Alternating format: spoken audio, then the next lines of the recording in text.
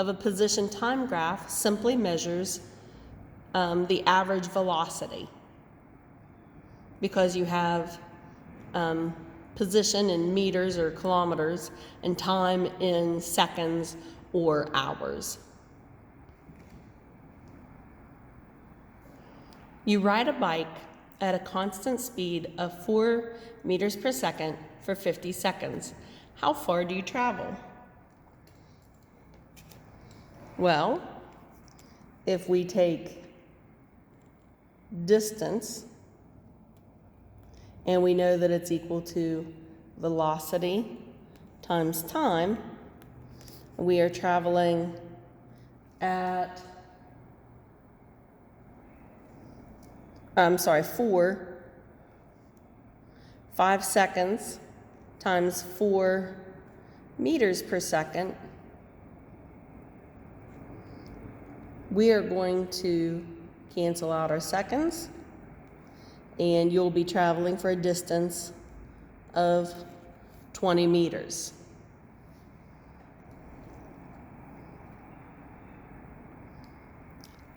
Light from the sun reaches the earth, in about 8.3 minutes. The speed of light is 3 times 10 to the 8th meters per second. What is the distance from the sun to the earth? Well, we're going to use the exact same formula. Distance equals velocity times time. And there's only one problem. So our velocity is equal to 3 times 10 to the 8th meters per second, but our time is in minutes. So right away I need to fix that. I need to take my minutes and turn it into seconds. So if I convert that, 1 minute is 60 seconds. And then I also multiply that by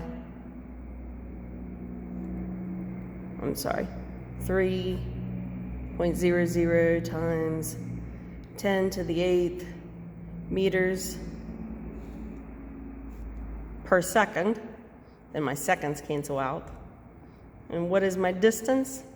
It is going to equal, once I multiply all of this together, it's going to equal 1.49 times 10 to the 11th meters. So if you want to, you can just do it one step at a time.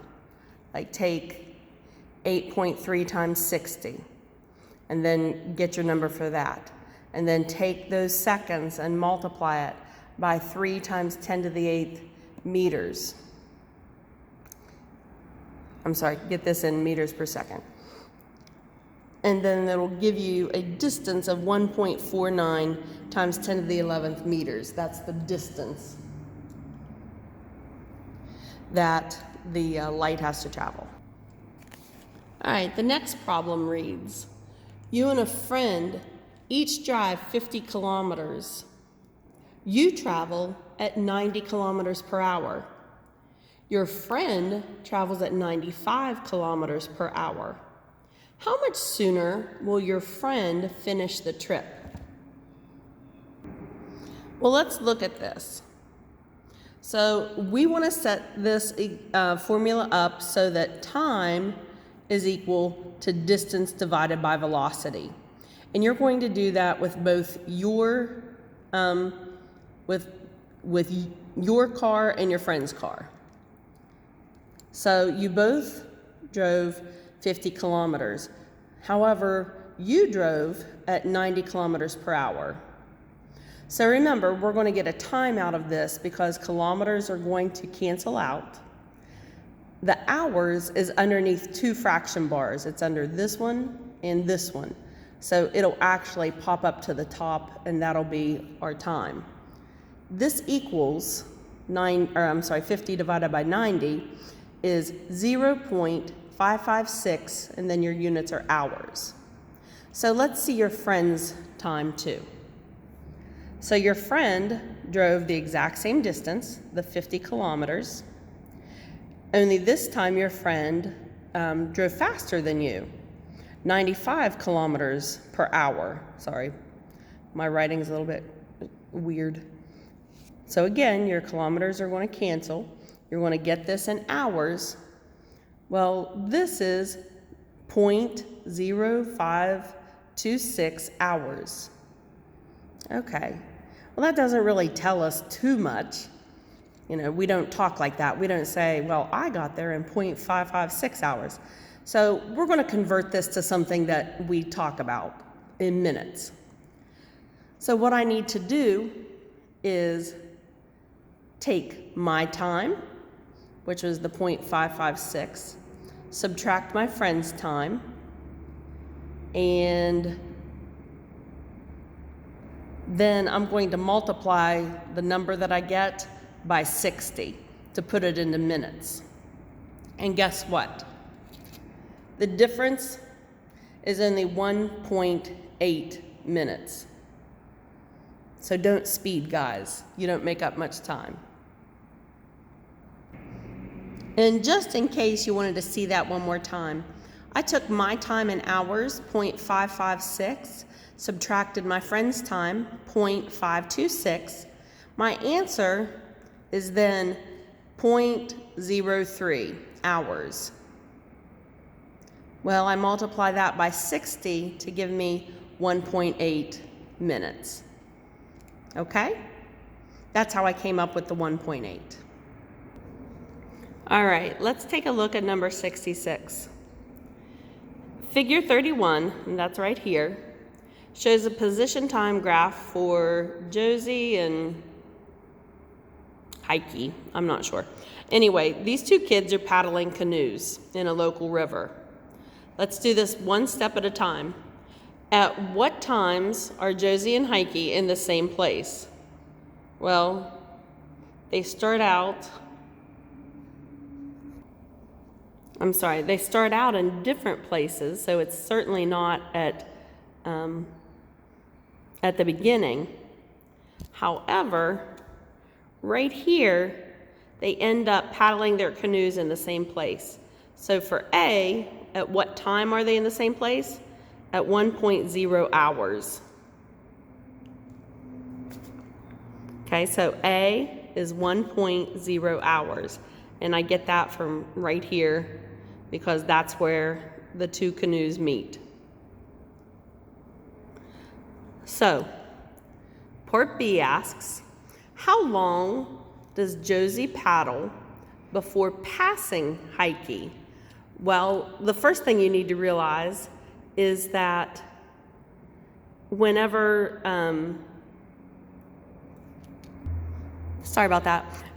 whenever the two meet, that is when one canoe is passing the other.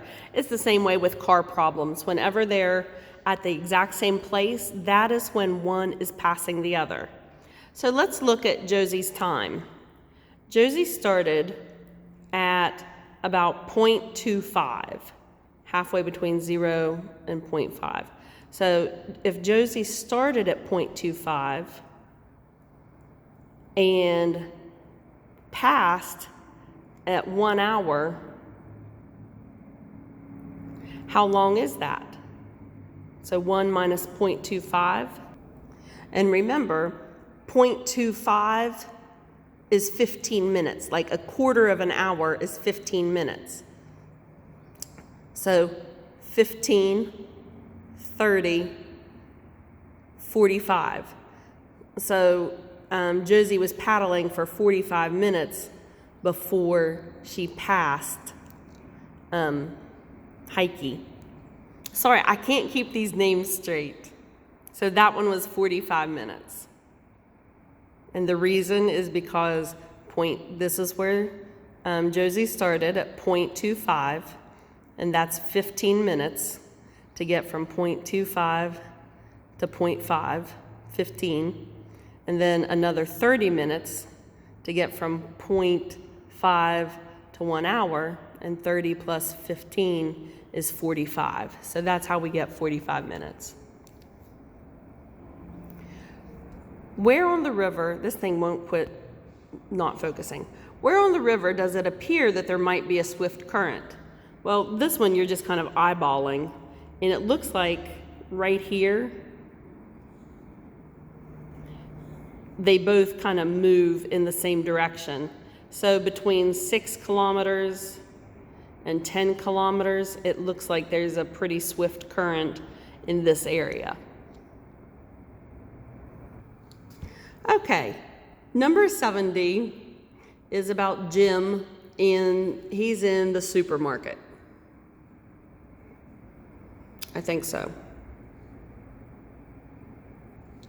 I feel like he is. Wait a minute, why did I think that?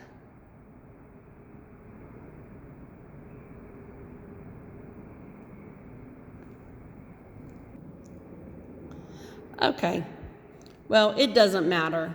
This is just a story about Jim. For some reason, I had it in my head that he was in a supermarket. So, and it might have been from the old book that we used to use. So let me go ahead and describe how I see Jim's movement. Where it says write a story, I'm just going to talk to you about it. So Jim gets into the store, and he knows what he wants, and he travels 6 meters forward in about 7 seconds. Then he stays and he looks around and he's not sure. So he stays there for about, I don't know. Sorry, the bell. So Jim now stays and looks around for about 20 seconds. Then he realizes he needs something else.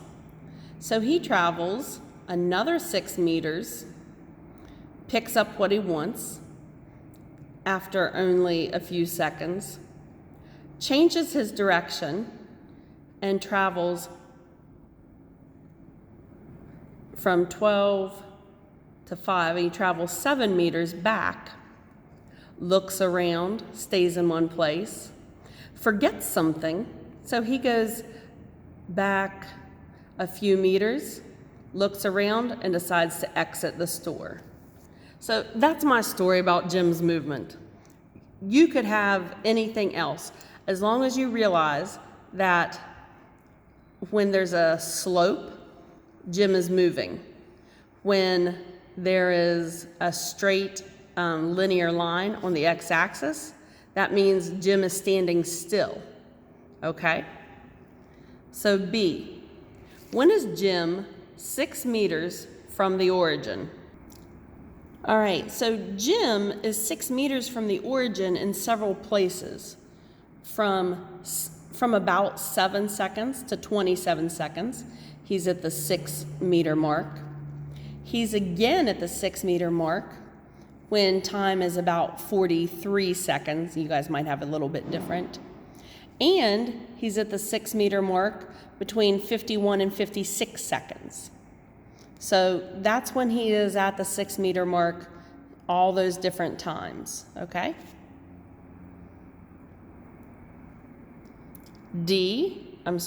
C, how much time passes between when Jim starts moving and when he is 12 meters from the origin? So here is where he starts. When he is finally 12 meters from the origin, we're looking at right around, I would say 32, 33 seconds, because it's right here.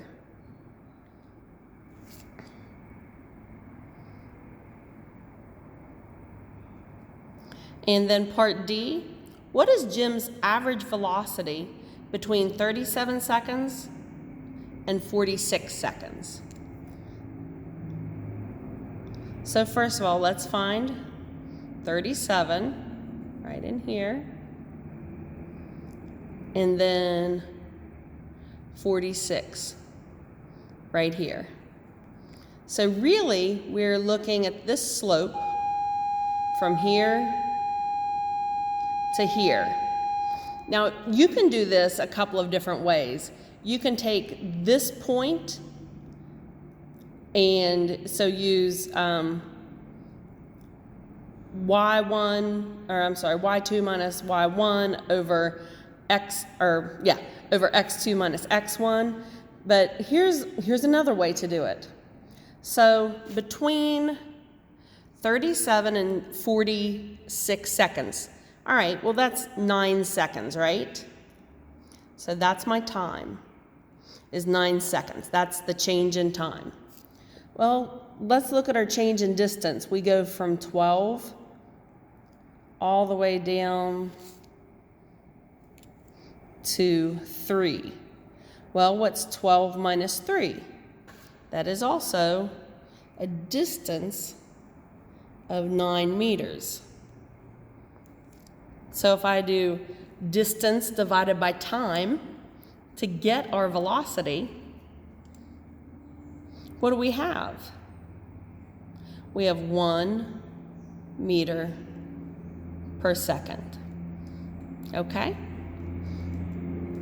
And that's just getting you comfortable with reading graphs and being able to describe motion and position, motion and time on a graph. All right, so I have done 77 for you already. So 58 nanoseconds is the same as 5.8 times 10 to the negative 8th seconds. And you guys can go back and use the conversion chart that's in your book. B, it was 0.046 gigaseconds, is that capital GS? And that converts to 4.6. Sorry about that, I just realized that I had a negative where I didn't need it. A gigasecond is much larger than a second. So if we put this in scientific notation, we get 4.6 times 10 to the 7th seconds.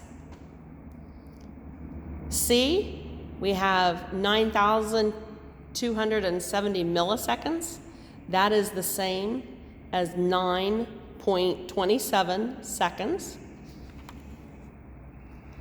And 12.3 kiloseconds or kiloseconds is the same as 1.23 times 10 to the 4th seconds.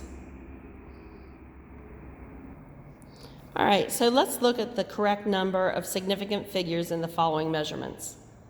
So in A, they're all non-zeros, so they are all significant. So in A, we have 4 significant figures. B, here we actually have 5 significant figures. And you might be asking, well, wait a minute, why? Because there's so many zeros. Well, one of the rules is that if you have zeros in between 2 numbers that are not a zero, they are considered significant. And any zeros after a decimal point are considered significant, but only if they end the number. And that, I know that gets confusing. So anyway, here in B we have 5. C, we have 3. Now, this is kind of what I was saying about B. You notice that there's no non-zero number here. Therefore, all of these that are in front are only placeholders. They don't come after this number, so they're not significant. So for D, we only have 3 significant figures. So here we had, whoops, it's hard to write and hold this. We had 4, 5, 3, and 3. All right, and finally, the last ones. Number 1, which statement would be true about the particle model motion diagram for an airplane flying at a constant speed of 850 kilometers per hour? Well, if it's constant, it's going to be C. The dots would form an evenly spaced pattern. Number 2, which statement about drawing vectors is true? Whenever you draw a vector, the length should be proportional to the magnitude. In other words, if I only have like a 2 Newton force for a vector, I draw a small arrow.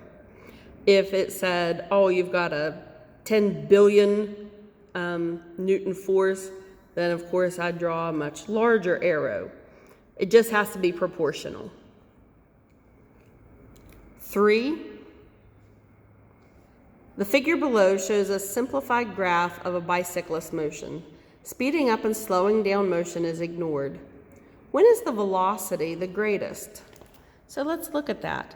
And the velocity is going to be the greatest wherever there is the biggest slope, or I'm sorry, the steepest slope. So for this one, it's going to be section 3. This is when he's going the fastest.